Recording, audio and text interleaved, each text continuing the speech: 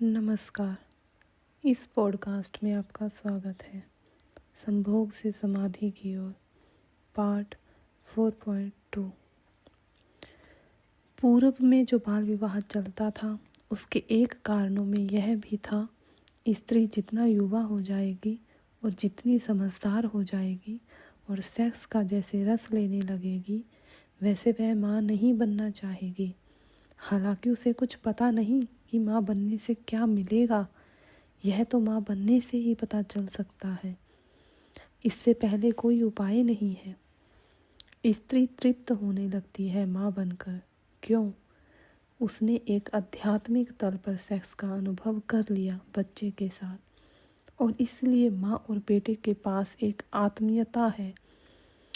माँ अपने प्राण दे सकती है बेटे के लिए। माँ बेटे के प्राण लेने की कल्पना भी नहीं कर सकती है। पत्नी पति के प्राण ले सकती है, लिए हैं अनेक बार, और अगर नहीं भी लेती तो पूरी जिंदगी में प्राण लेने की हालत पैदा कर देती है। लेकिन बेटे के लिए कामना भी नहीं कर सकती। वह संबंध बहुत गहरा है। और मैं आपसे यह भी कह दूं, जब उसका अपने पति से संबंध भी उतना गहरा हो जाता है तो पति भी उसे बेटे की तरह दिखाई पड़ने लगता है, पति की तरह नहीं। यहाँ इतनी स्त्रियां बैठी हैं और इतने पुरुष बैठे हैं। मैं उनसे यह पूछता हूँ कि जब उन्होंने अपनी पत्नी को बहुत प्रेम किया है तो क्या उन्होंने इस तरह व्यवहार नहीं किया है जैसे छोटा बच्चा अपनी माँ के साथ करता है? क्या आपको इस बात का ख्याल है कि पुरुष के हाथ स्त्री के स्तन की तरफ क्यों पहुँच जाते हैं? वे छोटे बच्चे के हाथ हैं जो अपनी माँ के स्तन की तरफ जा रहे हैं। जैसे ही पुरुष स्त्री के प्रति गहरे प्रेम से भरता है, उसके हाथ उसके स्तन की तरफ बढ़ते हैं। क्यों? स्तन से क्या संबंध है सेक्स का? स्तन से कोई संबंध नहीं है। स्तन से माँ और बेटे का संबंध है। बचपन से वह जानता रहा है बेटे का संबंध स्तन से है, और जैसे ही पुरुष गहरे प्रेम से भरता है वह बेटा हो जाता है। और स्त्री का हाथ कहाँ पहुँच जाता है? वह पुरुष के सिर पर पहुँच जाता है। उसके बालों में उंगलियां चली जाती हैं। वह पुराने बेटे की याद है, वह पुराने बेटे का सिर है जिसे उसने सहलाया है। इसीलिए अगर ठीक से प्रेम आध्यात्मिक तल तक विकसित हो जाए तो पति आखिर में बेटा हो जाता है। और बेटा हो जाना चाहिए तो आप समझिए कि हमने तीसरे तल पर सेक्स का अनुभव किया, अध्यात्मक के तल पर, सिर्फ स्पिरिचुअलिटी के तल पर। इस तल पर एक संबंध है जिसका हमें कोई पता ही नहीं। पति पत्नी का संबंध उसकी तैयारी है, उसका अंत नहीं। वह यात्रा की शुरुआत है, पूर्णता नहीं है। इसीलिए पति पत्नी सदा कष्ट में रहते हैं, क्योंकि वह यात्रा है। यात्रा सदा कष्ट में होती है। मंजिल पर शांति मिलती है। पति पत्नी कभी शांत नहीं हो सकते। वह बीच की यात्रा है, और अधिक लोग यात्रा में ही खत्म हो जाते हैं, मुकाम पर कभी पहुंच ही नहीं पाते। इसीलिए पति पत्नी के बीच एक इनर कॉम्प्लिकेशंस 24 घंटे चलती है। 24 घंटे एक कलह चलती है जिसे हम प्रेम कहते हैं। उसी के साथ 24 घंटे कलह चलती है। लेकिन न पति समझता है न पत्नी समझती है कि कलह का कारण क्या है। पति सोचता है कि शायद दूसरी स्त्री होती तो सब ठीक हो जाता। पत्नी सोचती है कि शायद दूसरा पुरुष होता तो सब ठीक हो जाता। यह जोड़ा गलत हो गया। लेकिन मैं आपसे कहता हूँ कि दुनिया भर के जोड़ों का यही अनुभव है, और आपको अगर बदलने का मौका दे दिया जाए तो इतना ही फर्क पड़ेगा जैसे कि कुछ लोग अर्थी को लेकर मरघट जाते हैं। कंधे पर रख कर अर्थी को एक कंधा दुखने लगता है तो उठाकर दूसरे कंधे पर रख लेते हैं। थोड़ी देर राहत मिलती है, कंधा बदल गया। थोड़ी देर के बाद पता चलता है कि बोझ उतना ही फिर शुरू हो गया है। पश्चिम में इतने तलाक हो रहे हैं, इनका अनुभव यह है कि दूसरी स्त्री 10-5 दिन के बाद पहली स्त्री फिर साबित हो जाती है। दूसरा पुरुष 15 दिन के बाद पहला पुरुष फिर साबित हो जाता है। इसके कारण गहरे हैं। इसके कारण इस स्त्री और इस पुरुष से संबंधित नहीं है। इसके कारण इस बात से संबंधित है कि स्त्री और पुरुष का, पति और पत्नी का संबंध बीच की यात्रा का संबंध है। वह मुकाम नहीं है, वह अंत नहीं है। अंत तो वही होगा जहाँ स्त्री माँ बन जाएगी और पुरुष फिर बेटा हो जाएगा। तो मैं आपसे कह रहा हूँ कि माँ और बेटे का संबंध आध्यात्मिक काम का संबंध है, और जिस दिन स्त्री और पुरुष में, पति और पत्नी में भी आध्यात्मिक काम का संबंध उत्पन्न होगा, उस दिन फिर माँ बेटे का संबंध स्थापित हो जाएगा। और वह स्थापित हो जाए तो एक तृप्ति, जिसको मैंने कहा कंटेंटमेंट अनुभव होगा, और इस अनुभव से ब्रह्मचर्य फलित होता है। तो यह मत सोचें कि माँ और बेटे के संबंध में कोई काम नहीं है, आध्यात्मिक काम है। अगर हम ठीक से कहें तो आध्यात्मिक काम को ही प्रेम कह सकते हैं। वह प्रेम है। स्पिरिचुअल जैसे ही सेक्स हो जाता है, वह प्रेम हो जाता है। एक मित्र ने इस संबंध में और एक बात पूछी है। उन्होंने पूछा है कि भगवान, आपको हम सेक्स पर कोई अथॉरिटी, कोई प्रमाणित व्यक्ति नहीं मान सकते हैं। हम तो आपसे ईश्वर के संबंध में पूछने आए थे और आप सेक्स के संबंध में बताने लगे। हम तो सुनने आए थे ईश्वर के संबंध में, तो आप हमें ईश्वर के संबंध में बताइए। उन्हें शायद पता नहीं कि जिस व्यक्ति को हम सेक्स के संबंध में भी अथॉरिटी नहीं मान सकते, उससे ईश्वर के संबंध में पूछना फिजूल है। क्योंकि जो पहली सीढ़ी के संबंध में कुछ नहीं जानता, उससे आप अंतिम सीढ़ी के संबंध में पूछना चाहते हैं। अगर सेक्स के संबंध में जो मैंने कहा वह स्वीकार्य नहीं है, तो फिर तो भूल कर ईश्वर के संबंध में मुझसे पूछना कभी मत आना, क्योंकि वह बात ही खत्म हो गई। पहली कक्षा के योग्य भी मैं सिद्ध नहीं हुआ, तो अंतिम कक्षा के योग्य कैसे सिद्ध हो सकता हूँ? लेकिन उनके पूछने का कारण है, अब तक काम को और राम को दुश्मन की तरह देखा जाता रहा है। सेक्स को और परमात्मा को दुश्मन की तरह देखा जाता रहा है। अब तक ऐसा समझा जाता रहा है कि जो राम की खोज करते हैं उनको काम से कोई संबंध नहीं है, और जो लोग काम की यात्रा करते हैं उनको अध्यात्म से कोई संबंध नहीं है। ये दोनों बातें फिजूल की हैं। आदमी काम की यात्रा भी राम की खोज के लिए करता है। वह काम का इतना तीव्र आकर्षण राम की ही खोज है, और इसीलिए काम में कभी तृप्ति नहीं मिलती। कभी ऐसा नहीं लगता कि बस पूरा हो गया है। वह जब तक राम न मिल जाए तब तक लग भी नहीं सकता है। और जो लोग काम के शत्रु होकर राम को खोजते हैं, राम की खोज नहीं है। वह सिर्फ राम के नाम में काम से एस्केप है, पलाए है, काम से बचना है। इधर प्राण घबराते हैं, डर लगता है। जो राम की चंद्रिय ओढ़ कर उसमें छुप जाता है और राम राम राम राम राम जपते रहता है कि वह काम की याद न आए। जब भी कोई आदमी राम राम राम राम जपते मिले तो जरा गौर करना, उसके भीतर राम राम राम राम। वह स्त्री दिखी, उसके भीतर राम राम के जाप के पीछे काम का जाप चल रहा होगा, सेक्स का जाप चल रहा होगा। स्त्री को देखते और माला फेरने लगेगा, कहेगा राम राम राम राम राम राम। वह स्त्री दिखी कि वह ये ज़्यादा जोर से माला फेरता है, ज़्यादा जोर से राम राम कहता है। क्यों?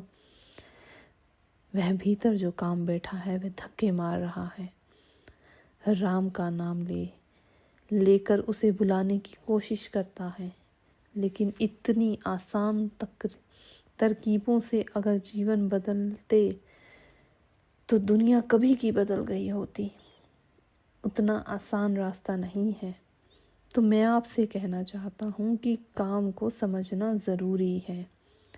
अगर आप अपने राम की और परमात्मा की खोज को भी समझना चाहते हैं, क्यों?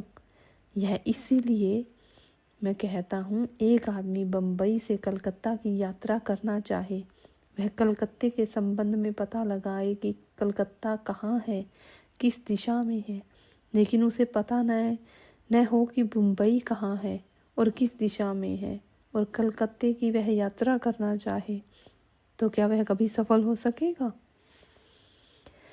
कलकत्ता जाने के लिए सबसे पहले यह पता लगाना ज़रूरी है कि मुंबई कहाँ है, जहाँ मैं हूँ वह किस दिशा में है। फिर कलकत्ते की तरफ दिशा विचार की जा सकती है। लेकिन मुझे यही पता नहीं कि बम्बई कहाँ है, तो कलकत्ते के बाद सारी जानकारी फिजूल है, क्योंकि यात्रा मुझे मुंबई से शुरू करनी पड़ेगी। यात्रा का आरंभ बम्बई से करना है, और आरंभ पहले है, अंत बाद में। आप कहाँ खड़े हैं? राम की यात्रा करना चाहते हैं, वह ठीक है। भगवान तक पहुँचना चाहते हैं, वह ठीक। लेकिन खड़े कहाँ हैं आप? खड़े तो काम में हैं, खड़े तो वासना में हैं, खड़े तो सेक्स में हैं। वह आपका निर्वास गृह है, जहाँ से आपको कदम उठाने हैं और यात्रा करनी है। तो पहले तो उस जगह को समझ लेना ज़रूरी है जहाँ हम हैं।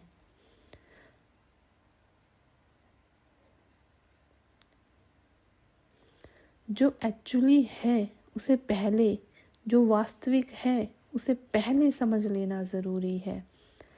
तब हम उसे भी समझ सकते हैं जो संभावना है, जो पॉसिबिलिटी है, जो हम हो सकते हैं। उसे जानने के लिए जो हम हैं उसे पहले जान लेना ज़रूरी है। अंतिम कदम को समझने के पहले पहला कदम समझ लेना ज़रूरी है, क्योंकि पहला कदम ही अंतिम कदम तक पहुंचने का रास्ता बनेगा। और पहला कदम ही गलत हो गया तो अंतिम कदम कभी भी सही नहीं होने वाला है। राम से भी ज़्यादा महत्वपूर्ण काम को समझना है, परमात्मा से भी ज़्यादा महत्वपूर्ण सेक्स को समझना है। क्यों इतना महत्वपूर्ण है? इसीलिए महत्वपूर्ण है कि अगर परमात्मा तक पहुंचना है तो सेक्स को बिना समझे आप नहीं पहुंच सकते हैं। इसीलिए यह मत पूछें, रह गई अथॉरिटी की बात कि मैं अथॉरिटी हूँ या नहीं। यह कैसे निर्णय होगा? अगर मैं ही इस संबंध में कुछ कहूँगा तो वह निर्णायक नहीं रहेगा, क्योंकि मेरे संबंध में मैं ही निर्णय होना है। अगर मैं ही कहूँ कि मैं अथॉरिटी हूँ तो इसका कोई मतलब नहीं है। अगर मैं कहूँ कि मैं अथॉरिटी नहीं हूँ तो इसका भी कोई मतलब नहीं है, क्योंकि मेरे दोनों वाक्यों के संबंध में विचारणीय है कि अथॉरिटिव आदमी कह रहा है कि गैर अथॉरिटिव है। मैं जो भी कहूँगा इस संबंध में वह फिजूल है। मैं अथॉरिटी हूँ या नहीं, यह तो आप थोड़े सेक्स की दुनिया में प्रयोग करके देखें, और जब अनुभव आएगा तो पता चलेगा कि मैंने कहा था वह अथॉरिटी थी या नहीं। इसके बिना कोई रास्ता नहीं है। मैं आपसे कहता हूँ कि तैरने का यह रास्ता है। आप कहें कि लेकिन हम कैसे माने कि आप तैरने के संबंध में प्रमाणित बात कर रहे हैं? तो मैं कहता हूँ कि चलिए, आपको साथ लेकर नदी में उतरा जा सकता है। आपको नदी में उतारे देता हूँ। मैंने जो कहा है आपको, अगर वह कारगर हो जाए, पार हो जाए, हाथ पैर चलाने से तैरने लगें, तो आप समझना कि जो मैंने कहा है वह कुछ जान कर कहा है। उन्होंने यह भी कहा है कि फ्राइड अथॉरिटी हो सकते हैं, लेकिन मैं आपसे कहता हूँ जो मैं कह रहा हूँ उस पर फ्राइड 2 कौड़ी भी नहीं जानते। फ्राइड मानसिक तल से कभी भी ऊपर नहीं उठ पाए। उसको कल्पना भी नहीं है आध्यात्मिक सेक्स की। फ्राइड की सारी जानकारी रुग्ण सेक्स की है। हिस्टोरिक होम्योसेक्सुअलिटी, मैस्टरबेशन इस संबंधी खोजबीन है। रुग्ण सेक्स, विकृत सेक्स के बाबत खोजबीन है। पैथोलॉजिकल है, बीमार की चिकित्सक की वह खोज है। फ्रायड एक डॉक्टर है, वह पश्चिम में जिन लोगों पर उसने अध्ययन किया वे मन के तल के सेक्स के लोग हैं। उसके पास एक भी अध्ययन नहीं है, एक भी केस हिस्ट्री नहीं है जिसको स्पिरिचुअल सेक्स कहा जा सके। तो अगर खोज करनी है कि जो मैं कह रहा हूँ वह कहाँ तक सच है, तो सिर्फ एक दिशा में खोज हो सकती है। वह दिशा है तंत्र। और तंत्र के बाबत हमने हजारों सालों से सोचना बंद कर दिया है। तंत्र ने सेक्स को स्पिरिचुअल बनाने का दुनिया में सबसे पहला प्रयास किया था। खुजराओं में खड़े मंदिर, पुरी और कोणार्क के मंदिर सबूत हैं। कभी आप खुजराओ गए हैं? कभी आपने जाकर खुजराओ की मूर्तियां देखी हैं? तो आपको दो बातें अनुभव होंगी। पहली तो बात यह है कि नग्न मैथुन की प्रतिमाओं को देखकर भी आपको ऐसा नहीं लगेगा कि इनमें जरा भी कुछ गंदा है, जरा भी कुछ अगली है। नग्न मैथुन की प्रतिमाओं को देखकर कहीं भी ऐसा नहीं लगेगा कि एक कुरूप है, कुछ बुरा है, बल्कि मैथुन की प्रतिमाओं को देखकर एक शांति, एक पवित्रता का अनुभव होगा, जो बड़ी हैरानी की बात है। वे प्रतिमाएं आध्यात्मिक सेक्स को जिन लोगों ने अनुभव किया था उन शिल्पियों से निर्मित करवाई गई हैं। उन प्रतिमाओं के चेहरे पर आप एक सेक्स से भरे हुए आदमी को देखें, उसकी आंखें देखें, उसका चेहरा देखें, वह घिनौना, घबराने वाला रूप प्रतीत होगा। उसकी आंखों से एक झलक मिलती हुई महसूस होगी, जो घबराने वाली और डरने वाली होगी। प्यारे से प्यारे आदमी को, अपने निकट प्यारे से प्यारे व्यक्ति को भी स्त्री जब सेक्स से भरा हुआ पास आते हुए देखती है तो उसे दुश्मन दिखाई पड़ता है, मित्र नहीं दिखाई पड़ता। और प्यारी से प्यारी स्त्री को अगर कोई पुरुष अपने निकट सेक्स से भरा हुआ आता हुआ दिखाई देगा तो उसे उसके भीतर नरक दिखाई पड़ेगा, स्वर्ग नहीं दिखाई पड़ सकता। लेकिन खुजराओं की प्रतिमाओं को देखें तो उनके चेहरों को देखकर ऐसा लगता है जैसे बुद्ध का चेहरा हो, महावीर का चेहरा हो। मिथुन की प्रतिमाओं और मिथुनरत जोड़े के चेहरे पर जो भाव हैं वे समाधि के हैं। और सारी प्रतिमाओं को देख लें और पीछे एक हल्की सी शांति की झलक छूट जाएगी और कुछ भी नहीं। और एक आश्चर्य आपको अनुभव होगा। आप सोचते होंगे कि नग्न तस्वीरों और मूर्तियां देखकर आपके भीतर कामुकता पैदा होगी। तो मैं आपसे कहता हूँ, फिर आप देर न करें और सीधे खुजराहो चले जाएं। खुजराहो पृथ्वी पर इस समय अनूठी चीज है, लेकिन हमारे कुछ नीति शास्त्री पुरुषोत्तम दास टंडन और उनके कुछ साथी इस संबंध के थे कि खुजराहो के मंदिर पर मिट्टी छाप कर दीवारें बंद कर देनी चाहिए, क्योंकि उनको देखने से वासना पैदा हो सकती है। मैं तो हैरान हो गया। खुजराहो के मंदिर जिन्होंने बनवाए थे उनका ख्याल यह था कि इन प्रतिमाओं को अगर कोई बैठकर घंटे भर देखे तो वासना से शून्य हो जाएगा। वे प्रतिमाएं ऑब्जेक्शन ऑफ मेडिटेशन रही हजारों वर्ष तक। वे प्रतिमाएं ध्यान के लिए ऑब्जेक्ट का काम करती रही हैं। जो लोग अति कामुक थे उन्हें खुजराहो के मंदिर के पास भेजकर उन पर ध्यान करवाने के लिए कहा जाता था कि तुम ध्यान करो, इन प्रतिमाओं को देखो और इनमें लीन हो जाओ। और यह आश्चर्य की बात है, हालांकि हमारे अनुभव में है लेकिन हमें ख्याल नहीं। आपको पता है, रास्ते पर दो आदमी लड़ रहे हों और आप रास्ते से चले जा रहे हों तो आपका मन होगा कि खड़े होकर वह लड़ाई देख ले, लेकिन क्यों?